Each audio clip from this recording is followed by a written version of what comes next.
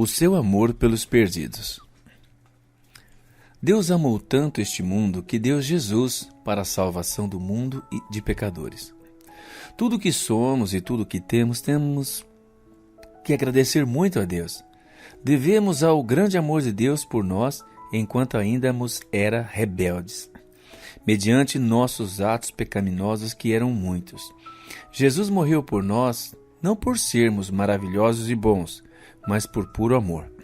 Não existe um meio melhor de retribuir a Deus, o Pai, e a nosso amoroso Salvador do que amar o mundo que eles ainda amam com o amor redentor.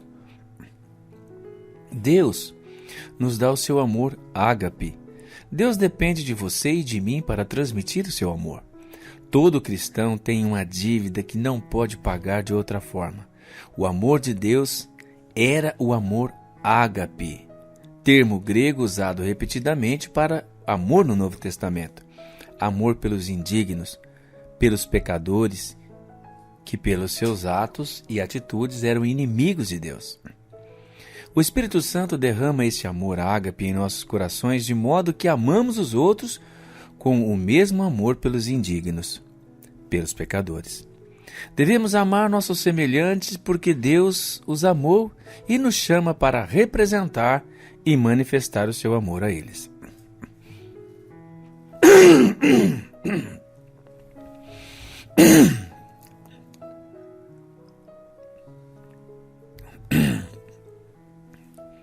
É comparativamente fácil amar Deus Pai, Jesus nosso Salvador e o Espírito Santo, nosso conselheiro e ajudador. Nós respondemos ao grande amor que Ele nos dedicam. Não é geralmente difícil amar nossos irmãos em Cristo, pois a igreja deve ser uma família de amor.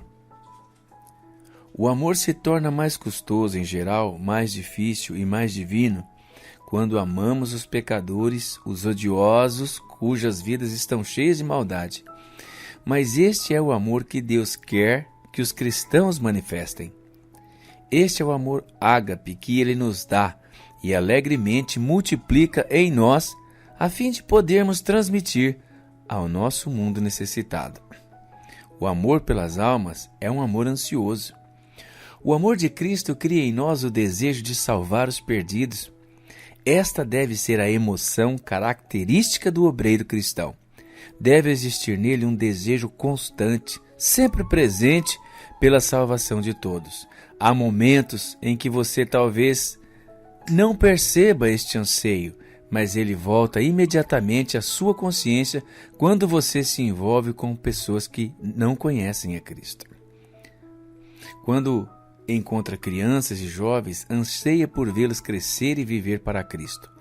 Quando você se dá conta de que eles já mostram evidência do processo de endurecimento do pecado, você sofre e quer encaminhá-los para Deus. Quando vê os perdidos escravizados pelos maus hábitos, deseja que Cristo os liberte. Quando os ouve blasfemar o nome de Jesus, seu coração sangra e anseia levá-los para o nosso Cristo amoroso. Quando vê aqueles que evidenciam a presença do poder ou controle demoníaco, imediatamente deseja que Cristo os livre. O amor pelas almas é sempre um amor ansioso. A pessoa que ama as almas com o amor ágape de Cristo passa pela vida ansiando constantemente e faz breves orações de ânsia santa em favor daqueles que estão à sua volta. Surgem também períodos súbitos e temporários de oração intensa e amor ansioso que o Espírito Santo confia especialmente aos que vivem uma vida de fome de almas. E muitas vezes isso acontece quando alguém que Deus deu a você como um fardo está enfrentando uma tentação especial. Desânimo em sua vida ou é dolorosamente derrotado e escravizado por Satanás. O Espírito Santo deseja de tal forma a salvação desse indivíduo que derrama o seu amor ágape no seu coração, justamente na hora da necessidade, e você sente uma vontade intensa de orar. Você é, na verdade, abençoado se o Espírito Santo lhe confiar esse fardo especial de oração. você passa instantaneamente a orar, se possível. É bem provável que depois de 1 hora ou 2 de oração, ou talvez um período maior de oração e jejum, Deus quebre os laços do pecado e de Satanás e liberte o cativo. Que testemunhos esplêndidos têm sido dados sobre vitórias espirituais em todo o mundo, quando os filhos de Deus se mostraram fiéis a esse compromisso de oração dado pelo Espírito. Deus pode enviá-lo a você sempre que precisar da sua intercessão especial. Caso esteja tendo uma vida de amor ansioso pelas almas, Deus lhe dá esses momentos intensos de oração? Caso negativo, você talvez não tenha realmente ansiado pelas almas. Em outras ocasiões, o Espírito, durante um período de dias ou semanas, aprofunda o interesse em oração ou desejo especial em seu coração pela salvação de determinadas pessoas, até que você literalmente passa a ter fome e sede da sua salvação. Este é também um privilégio especial, ser incumbido de tal encargo santo de oração. Deus dá, às vezes, uma tarefa a longo prazo e um amor contínuo e ansioso por um determinado lugar ou pessoas. Deus pode dar esse fardo santo a qualquer pastor, pelo povo da comunidade onde foi colocado por ele. Deus coloca essa ânsia no coração de outras pessoas também. Minha mãe carregou durante anos uma fome pelo povo da China e da Índia. Durante anos, praticamente todos os dias, quando orava, durante as orações em família por esses 2 países, ela se quebrantava e chorava antes de terminar sua oração. O seu amor era profundo e constante, e ela será recompensada eternamente pelos anos em que sentiu tal fardo de amor por essas terras. Este é o amor de Jesus se estendendo e sendo mediado através dos cristãos pelo Espírito Santo.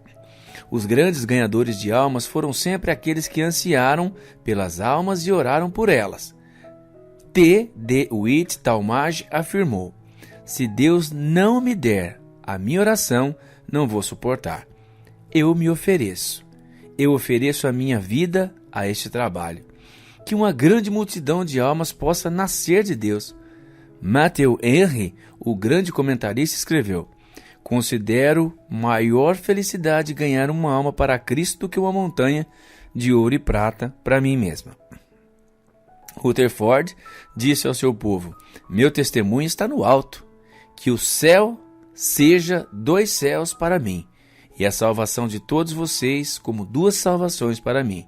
Em outras palavras, a sua alegria no céu seria dobrada se o seu povo fosse salvo. David Stoner clamou em seu leito de morte: ó Senhor, salve os pecadores às vintenas e às centenas e aos milhares. David Matheson, evangelista escocês, disse a respeito do seu ministério: nem por um pensamento, em 1 minuto, da conversão de almas ficou longe de meus olhos. Tenho servido ao Senhor por 22 anos e tenho procurado ganhar almas. Essa tem sido a minha paixão. O Dr. Oswald J. Smith, de Toronto, compartilhou seu amor pelas almas nesses trechos do seu diário. Diz ele: jamais ficarei satisfeito até que Deus opere, em grande poder de persuasão, e homens e mulheres chorem a caminho da cruz. Oh, que Ele me quebrante e me faça chorar pela salvação de almas. Oh, queimar para Deus tudo, tudo por Ele, só Jesus. Almas, almas, almas. Estou decidido a ser um ganhador de almas. Deus me ajude. Cerca de 3 horas da tarde eu estava orando quando subitamente parei e comecei a louvar a Deus. As lágrimas corriam copiosamente. Tudo o que eu podia fazer era soluçar. Eles estão perdidos. Eles estão perdidos. Eles estão perdidos. E assim chorei e orei por essas pessoas. Thomas Collins disse: fui para o meu retiro solitário entre as rochas, chorei enquanto suplicava ao Senhor que me desse almas. Supliquei a Deus por almas nesse dia durante horas na mata. Ele as dará. Conheço o seu sinal. Terei almas esta noite. Quando o presidente de uma faculdade, homem de oração, recebeu a notícia de que morreria dentro de meia hora, ele exclamou: então me tire da cama e me coloque de joelhos. Quero passar esse tempo pedindo a Deus pela salvação do mundo. E ele morreu de joelhos. David Brainerd sentiu ânsia pela salvação dos índios norte-americanos. Eles resistiam ao evangelho, temiam e desconfiavam dos colonizadores brancos. Mas David Brainerd foi para as florestas onde moravam e ali viveu. Chorou e lutou em oração durante meses. Ele tinha constantemente fome e sede pelas almas deles. Orou hora após hora com tal intensidade que acabou totalmente esgotado. David Brainerd estava literalmente consumido de amor santo e ânsia santa pela salvação dos índios americanos. Ele derramou física e espiritualmente a sua vida por aqueles a quem amava com tanta profundidade. Ele escreveu em seu diário de 21 de julho de 1744, dizendo assim: eu desejava ansiosamente que Deus obtivesse um nome para si mesmo entre os pagãos. Durante quase 3 anos, o interesse intenso de Brainerd continuou. Repetidas vezes em seu diário há registro de períodos de luta. Ele continuou todo o tempo, derramando seu amor e sua vida a favor dos índios. Então, repentinamente, o Espírito de Deus veio sobre eles.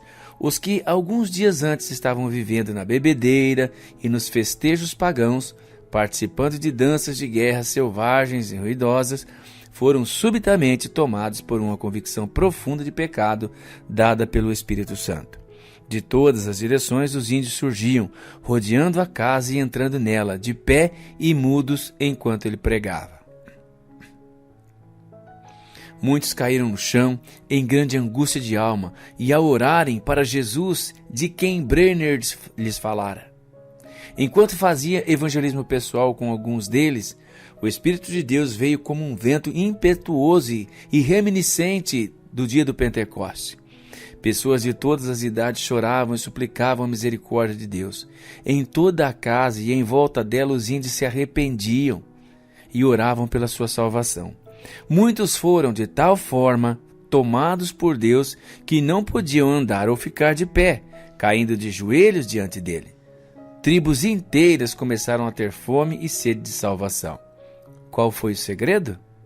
Amor esmagador pelas almas. Amor consumidor pelas almas que compeliu literalmente Brainerd a orar, chorar e amar aqueles índios pagãos indiferentes.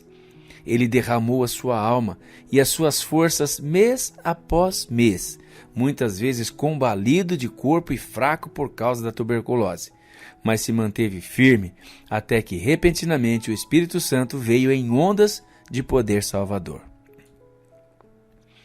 O poder irresistível do amor do Espírito Santo e da intercessão capacitada pelo Espírito.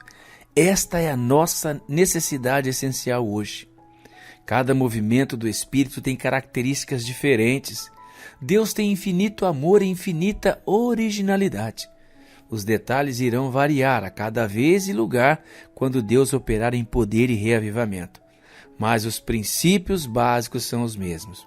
O amor do Espírito Santo e a oração energizada pelo Espírito Santo são o segredo e o preparo poderoso para o poder e a colheita do Espírito Santo. O amor pelas almas é um amor que busca. Quando o Espírito Santo encher o seu coração com ânsia indizível pelas almas, ele guiará você a qualquer lugar possível, de modo a expressar este amor na busca aos perdidos. Jesus nos ensinou que o amor busca. O pai do filho pródigo viu o seu filho transviado, sofrido, muito antes dele chegar à sua casa.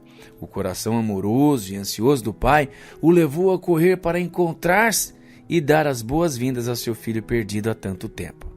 O coração amoroso do bom pastor não se satisfaz com as 99 ovelhas na segurança do redil. Enquanto uma está perdida na noite, o amor que busca o impele a caminhar sozinho pelos morros e vales, procurando a ovelha perdida até encontrá-la. E quando isso acontece, ele alegremente carrega a ovelha nos ombros e a leva para casa, chamando os amigos e vizinhos para se alegrarem em sua companhia. A grande alegria quando o perdido é achado, sempre. Há muita alegria quando o perdido é encontrado. Os céus e a terra se rejubilam. A pessoa recém-salva descobre uma nova e vibrante alegria em seu coração, a alegria do Senhor. Quase sempre a família do novo crente se alegra com a transformação produzida por Jesus. A igreja de um pastor que ganha almas é uma igreja feliz. Pense na constante alegria de novos irmãos e irmãs na família de Deus, na alegria dos testemunhos pessoais da graça transformadora de Deus, na alegria quando os membros da igreja se contagiam com a visão da conquista de almas e começam a experimentar a emoção de levar pessoas a Cristo.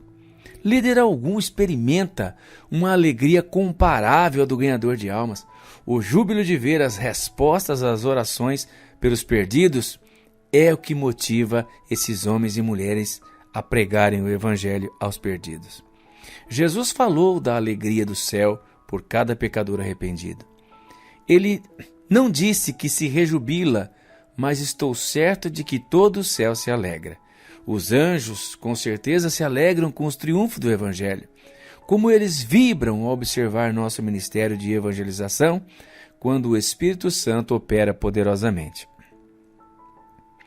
Mas Jesus não diz especificamente que os anjos se rejubilam.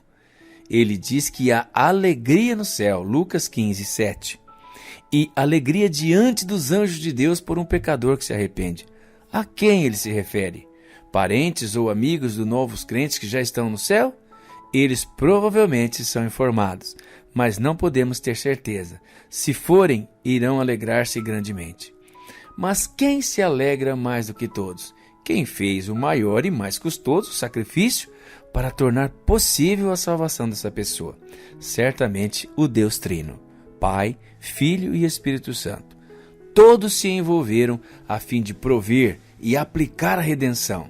Seu coração infinito deve rejubilar-se indizivelmente mais do que os de qualquer outras criaturas no céu ou na terra. Se você quiser levar alegria ao céu e se quiser um galardão rico e eterno, leve almas para Cristo. Os que forem sábios, pois, resplandecerão como o fulgor do firmamento, e os que a muitos ensinam a justiça, como as estrelas sempre e eternamente. Daniel 12, 3. Que maior sabedoria você pode mostrar do que ganhar almas, quando a salvação de cada alma é tão importante para a Trindade? Quão insensato você se mostraria se deixasse de orar e esforçar-se para que a salvação do mundo inteiro fosse possível. Você está pessoalmente ganhando almas?